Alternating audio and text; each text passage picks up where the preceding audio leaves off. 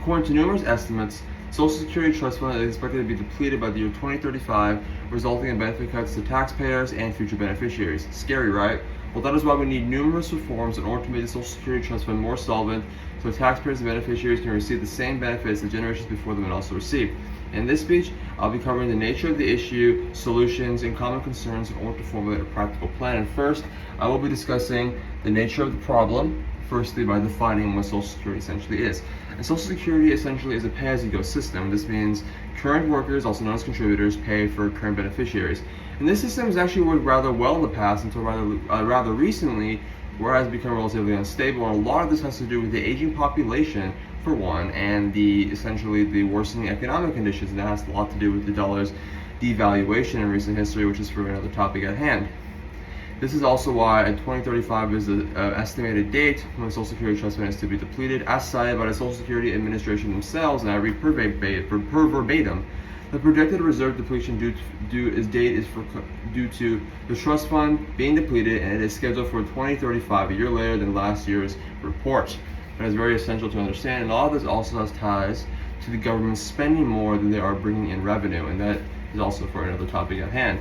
And now that we have discussed the nature of the problem, let's go over a few solutions that could be rather beneficial to the issue.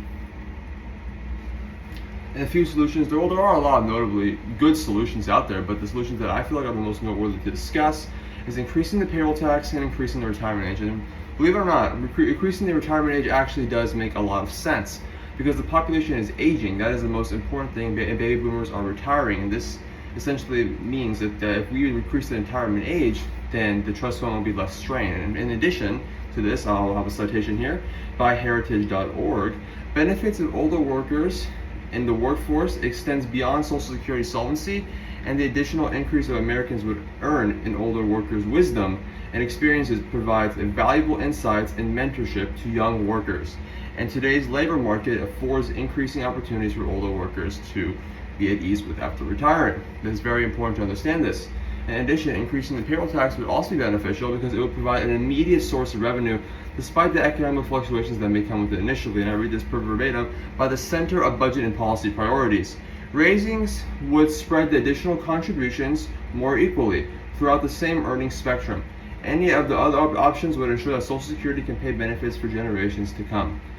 Now, while the benefits have been discussed, we are going to be going over the negatives that could come from these very good policy solutions.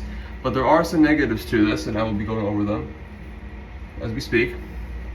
And that is, well, for starters, raising the retirement age. While there are benefits to this, raising the retirement age can disproportionately affect low-income individuals for numerous reasons, most notably being that the benefits will comprise of a much larger percentage of their income. That is very negative.